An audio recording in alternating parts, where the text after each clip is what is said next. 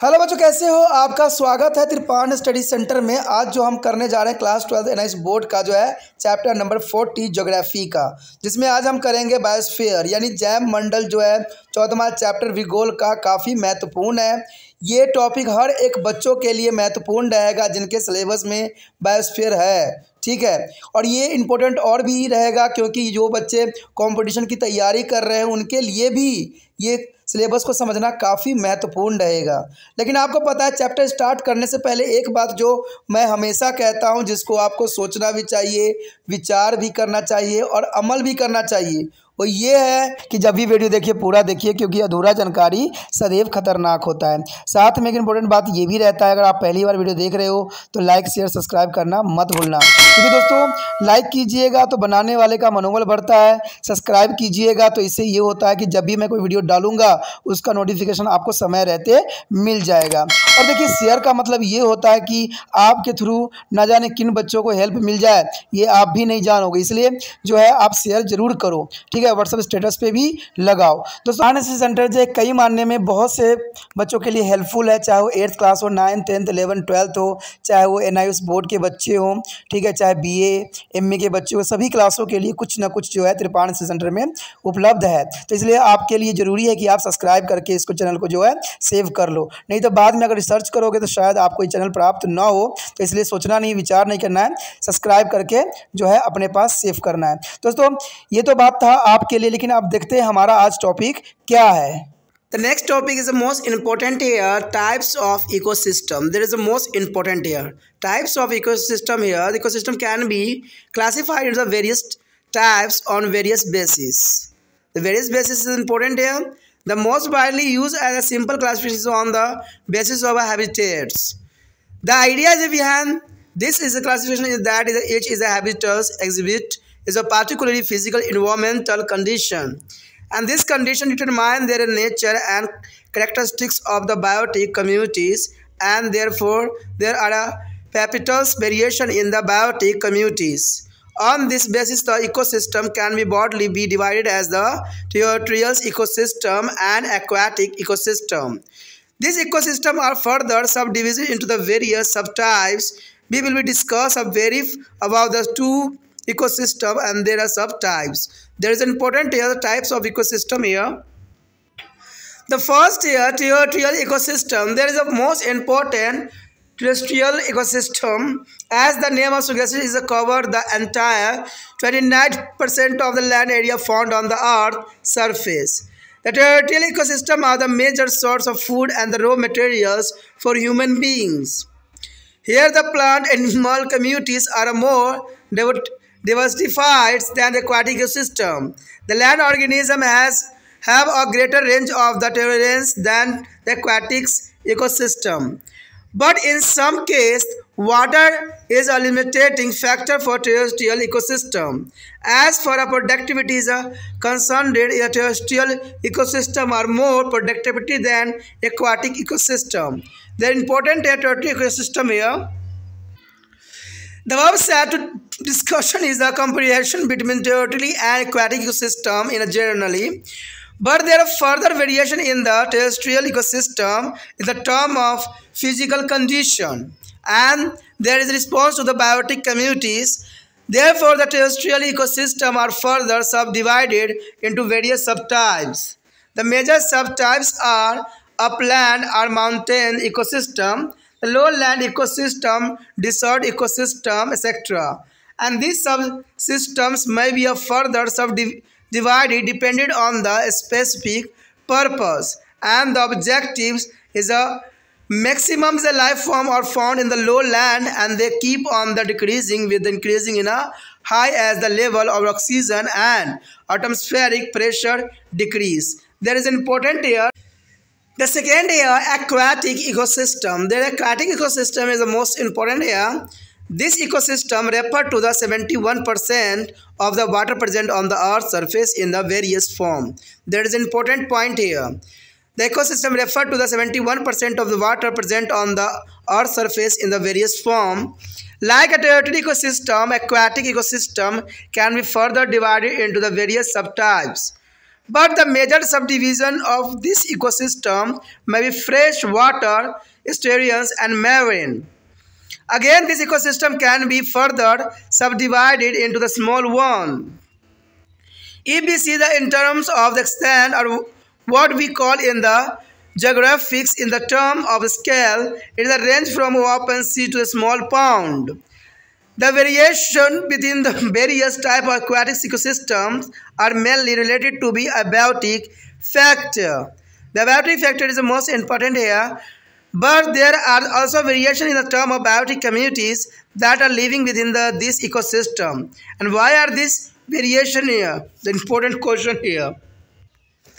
As I discussed earlier, the limiting factor is the aquatic ecosystem or the depth up to which the sunlight can be penetrate, the availability of the nutrient, and the concentration is the dissolved oxygen. If we keep all these factors into the considerations, it is the form that is the estuarine ecosystem and the most productivity of aquatics ecosystem. In a marine, through the open oceans are most the extensive is the area. There is important here in a marine ecosystem, shallow continental shallow, there is a more productivity than one open ocean, and through the open ocean are the most extensive in area. They are the least productivity of all ecosystem, like the desert. It is a territorial ecosystem. There is an important point. The another aspect, which is the determinant of diversity of life in aquatic ecosystem, is the adaptability of organism. Some of the organisms exclusively live in a water, namely the fishes, and whereas some of the organisms are the amphibious in a nature. Some of the important amphibians are frog, crocodile, hippopotamus, and the variety of aquatic birds. Again, with the water, some organisms live only in either fresh water, saline, and water. Some organisms live in the both fresh water and saline water. Hisha fish is on the example of the latter types. The endoderms and the colostrate lives only in the saline water, and there are various types of fishes like rohu, katla, etc. found on in a fresh water. There is a most important example here. हमारा जो topic आया है अत्यंत महत्वपूर्ण पहाड़ी तंत्र के प्रकार। देखिए, पहाड़ी तंत्र यानी जो है इकोसिस्टम के टाइप्स के बारे में जानना हमारे लिए काफ़ी रोचक रहेगा, और जानेंगे कि पहाड़ी तंत्र के क्या प्रोसीजर होता है, पहाड़ी तंत्र में इतनी विशेषताएं क्यों है, और ये जीव जंतु के लिए क्यों महत्वपूर्ण अपना स्थान रखता है।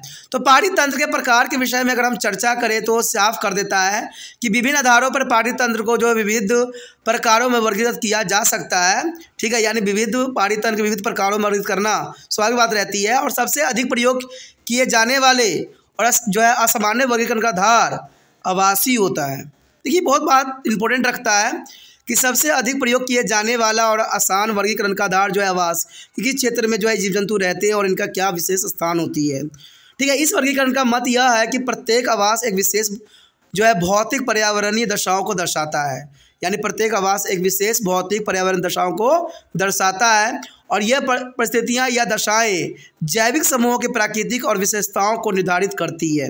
यानी ये परिस्थितियाँ जो है दशाएं जैविक समूहों के प्राकृतिक और विशेषताओं को निर्धारित करती है, और इसलिए जैविक समूहों में स्थानीय विविधता काफ़ी पाई जाती है।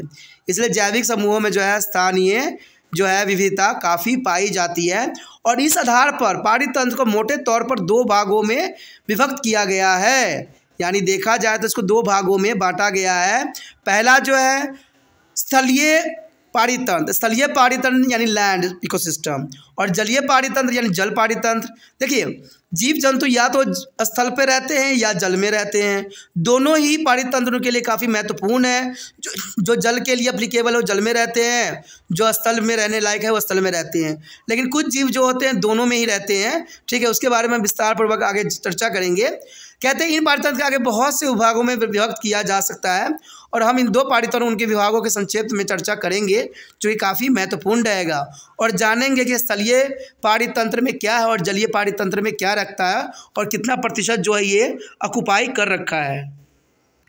सबसे पहले हमारे समक्ष तो यही आता है स्थलीय पाड़ी तंत्र। देखिए स्थलीय पाड़ी तंत्र काफ़ी महत्वपूर्ण रखता है। जैसा कि नाम से ही स्पष्ट है, यह संपूर्ण पृथ्वी के जो है 29% भाग को घेरा हुआ है। देखिए स्थलीय पाड़ी तंत्र जो है 29% घेर रखा है, तो जलीय पाड़ी तंत्र जो होगा 71% घेर रखा होगा, इसमें कोई दो राय नहीं है। तो स्थलीय पाड़ी तंत्र अगर 29% है, काफ़ी महत्वपूर्ण बात को यहाँ दर्शाया गया है। स्थलीय पाड़ी तंत्र मानव के लिए भोजन और कच्चा माल का प्रमुख स्रोत होता है, क्योंकि इंसान भी जो है स्थलीय पाड़ी तंत्र यानी 29% पाड़ी तंत्र का ही उपयोग करता है, बाकी का उपयोग मनुष्य कम ही करता है। तो देखा जाए तो मनुष्य के लिए भोजन और कच्चे माल का मुख्य स्रोत के रूप में देखा जा सकता है। और यहाँ पर जो है पौधे और पशुओं के समूह में जलीय पाड़ी तंत्र को अधिक विविधता पाई जाती है। तो इसमें कोई दो राय नहीं कि पौधों और पशुओं के समूह में जलीय पाड़ी तंत्र की अधिक विविधता पाई जाएगी। कहते हैं स्थलीय जीवों में जलीय पाड़ी तंत्र की अपेक्षा सहिष्णुता की सीमा अधिक होती है, यानी जलीय पाड़ी तंत्र की अपेक्षा सहिष्णुता की सीमा अधिक होती है, लेकिन कुछ मामलों में जल स्थलीय पाड़ी तंत्र को सीमित करने का कारक बन जाता है। तो ये काफ़ी महत्वपूर्ण है कि जल स्थलीय पाड़ी तंत्र को सीमित करने का कारक भी बनता है। कहते हैं जहाँ तक उत्पादकता का प्रश्न है, स्थानीय पाड़ी तंत्र जलीय पाड़ी तंत्र से अधिक उत्पादक है। तो ये काफ़ी महत्वपूर्ण है कि उत्पादकता का प्रश्न है, स्थानीय पाड़ी तंत्र जलीय पाड़ी तंत्र से अधिक उत्पादकता काफ़ी अधिक है, जो काफ़ी महत्वपूर्ण बात को दर्शाया गया है।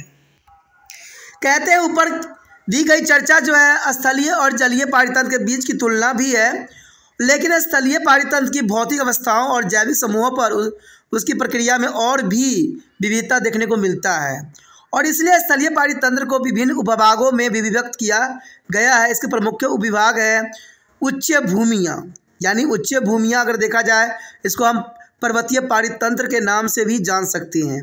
उसके पश्चात है निम्न भूमि पाड़ी तंत्र, उसके बाद है मरुस्थलीय पाड़ी तंत्र। तो ये तीनों जो है काफ़ी महत्वपूर्ण है और ये स्थलीय पाड़ी तंत्र के उपविभाग हैं। तो इसमें आप सिंपली याद रख सकते हो पर्वतीय पाड़ी तंत्र, निम्न भूमि पाड़ी तंत्र और मरुस्थलीय पाड़ी तंत्र। कहते विशिष्ट प्रयोजन और उद्देश्य के आधार पर इन्हें फिर और उपविभागों में बांटा जा सकता है, यानी देखा जाए तो इनके प्रयोजन और उद्देश्य के आधार पर इनको और भी उपविभागों में बांटा जा सकता है। जीवन के अधिकतम रूप निम्न भूमियों पे पाए जाते हैं और ये ऊंचाई बढ़ने के साथ साथ घटते ही चले जाते हैं, क्योंकि यहाँ ऑक्सीजन और वायुमंडल दाब घट जाता है।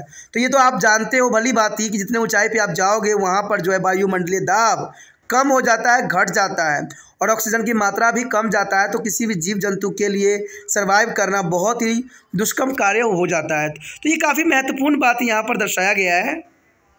उसके बाद दूसरा जो है जलीय पाड़ी तंत्र। जलीय जो होता है, जो जल में जीव जंतु रहते हैं। आपको पता है जिस तरह हम स्थल पे रहते हैं तो जल में भी रहने वाले जीव जंतु की कमी नहीं है। बहुत से जीव जंतु जो है जल में भी अपना जीवन यापन करते हैं, और देखा जाए तो यह पाड़ी तंत्र पृथ्वी के धरातल पर विभिन्न रूपों में उपस्थित है और 71% जल का उल्लेख करता है। देखिए काफ़ी महत्वपूर्ण बात है। अब देखिए 71% जो है ये जो जलीय पाड़ी तंत्र है, तो बहुत बड़ी बात है। अगर स्थलीय पाड़ी तंत्र की बात करें तो सिर्फ 29% ही है। अब देखिए 29% में कितने जीव जंतु रहते हैं और 71% जल में कितने रहते हैं। कहते हैं स्थलीय पाड़ी तंत्र की तरह जलीय पाड़ी तंत्र के विभिन्न उपभागों में बांटा जा सकता है, परंतु इस पाड़ी तंत्र के प्रमुख उपविभाग है जलीय, ज्वारमुखीय और समुद्री पाड़ी तंत्र। तो इसको भी 3 विभागों में बांटा गया है।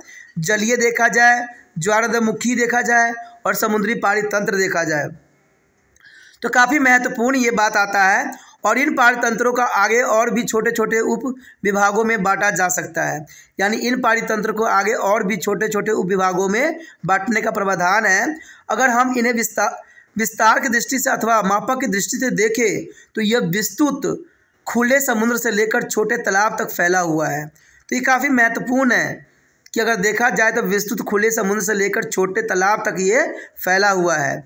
जलीय पाड़ी तंत्र के विभिन्न प्रकारों के अंदर विभिन्नताएं मुख्य रूप से अजैविक कारकों के से संबंधित होती है। तो ये काफ़ी महत्वपूर्ण है कि जलीय पाड़ी तंत्र के विभिन्न प्रकारों के अंदर विभिन्नता मुख्य रूप से जो है अजैविक कारकों से संबंधित है, लेकिन इन पाड़ी तंत्र में रहने वाले जैविक समूहों में भी काफ़ी विभिन्नता मिलती है। लेकिन अगर पाड़ी तंत्र के रहने वाले जैविक समूहों में भी काफ़ी विभिन्नता देखने को मिल सकता है। जैसे कि पहले भी चर्चा किया जा चुका है कि जलीय पाड़ी तंत्र की सीमा रेखा बनाने वाला कारक जल की वह गहराई है जहां तक प्रकाश प्रवेश कर सकता है। तो ये काफ़ी महत्वपूर्ण बात आता है कि जलीय पानी तंत्र की सीमा रेखा बनाने वाला जो है कारक जल की वह गहराई है जहाँ पर प्रकाश प्रवेश कर सकता है, यानी जहाँ तक प्रकाश जो है जाता है। पोषकों की उपलब्धता और विघटित ऑक्सीजन का जो है संकेंद्रक अन्य कारक हो सकते हैं, यानी जो है पोषकों की उपलब्धता और विघटित ऑक्सीजन का संकेंद्रक अन्य कारक हो सकते हैं। अगर हम इन सब कारकों का ध्यान में रखें तो यह पता चलता है कि ज्वारमुखीय पानीतंत्र जलीय पानीतंत्र में सबसे अधिक उत्पादक है। समुद्री पानीतंत्र में उथले महाद्वीपीय मगन तट जो है खुले समुद्र की अपेक्षा अधिक उत्पादक है, हालांकि खुले समुद्र क्षेत्र के अनुसार सबसे अधिक विस्तृत है। यह स्थलीय पानीतंत्र में जो है मरुस्थलों की भांति सबसे कम उत्पादक प्रदान करता है, जो कि काफ़ी महत्वपूर्ण यहाँ पर बात को दर्शाया गया है। एक अन्य पहलू जो जलीय पानीतंत्र में जीवन की विविधता को निर्धारित करता है वो है जीवों की अनुकूलशीलता, यानी जीव जो होते हैं अनुकूलशील होते हैं और कुछ जीव अनन्य रूप से जल में ही रहते हैं, जैसे मछली, जबकि कुछ जीवों की जो है प्राकृतिक जलस्थलीय है। कुछ महत्वपूर्ण जलीय जीव है जैसे मेढक, मगरमच्छ, दरियाई घोड़ा और जलीय पक्षियों की विभिन्न प्रजाति। आगे जल में भी कुछ जीव या तो जो है केवल मीठे जल में ही रहते हैं या खारे जल में, और कुछ जीव मीठे और खारे जल दोनों में ही रहते हैं। तो कहते हैं जैसे जीव होते हैं, जैसे उनकी संरचना होती है, उसी प्रकार जो है उनका जीवन भी निर्भर करता है। हिल्सा मछली जो है अंतिम प्रकार का उदाहरण है, ठीक है। हिल्सा मछली जो है अंतिम प्रकार का उदाहरण है। एरिनोडम्स और जो कटोडम्स केवल खारे पानी में ही रहते हैं, जबकि बहुत से प्रकार की मछलियाँ जैसे रेहू, कतला और अधिक केवल जो है मीठे जल में ही पाए जाते हैं। तो आप समझ सकते हो कि डिफरेंट टाइप के जीव जंतु जो है डिफरेंट टाइप के जो है प्रवेश में रहते हैं, जो कि काफ़ी महत्वपूर्ण बात को यहाँ दर्शाया गया है। दोस्तों ये टॉपिक काफ़ी महत्वपूर्ण था, काफ़ी ज़रूरी था। हमने इकोसिस्टम के टाइप्स के बारे में विस्तार पूर्वक चर्चा किया और जानने की कोशिश किया कि इकोसिस्टम क्या था और इसका क्या यहाँ पर अपना अर्थ रखता है। तो ये टॉपिक कई मायने में महत्वपूर्ण था हर एक क्लास के बच्चों के लिए। अगर आपको ये टॉपिक समझ में अच्छे से आ गया है तो लाइक शेयर सब्सक्राइब जरूर कीजिए। जितना हो सके ये जो है अपने दोस्तों के साथ वीडियो को शेयर कीजिए, जिससे उनको भी इसका फ़ायदा पहुंच सके, ठीक है। अगर पहली बार वीडियो देख रहे थे तो चैनल को सब्सक्राइब करके अपने मोबाइल में सेव कर लीजिए, तभी जो है आपको आने वाला वीडियो का नोटिफिकेशन प्राप्त हो सकेगा, ठीक है। क्योंकि आपको पता ही है कि त्रिपाण स्टडी सेंटर जो है 8th क्लास से लेकर जो है MA क्लास तक बच्चों के लिए वीडियो जो है यहाँ उपलब्ध है। सब्सक्राइब करके रखोगे तभी जो है वीडियो का नोटिफिकेशन प्राप्त होता रहेगा।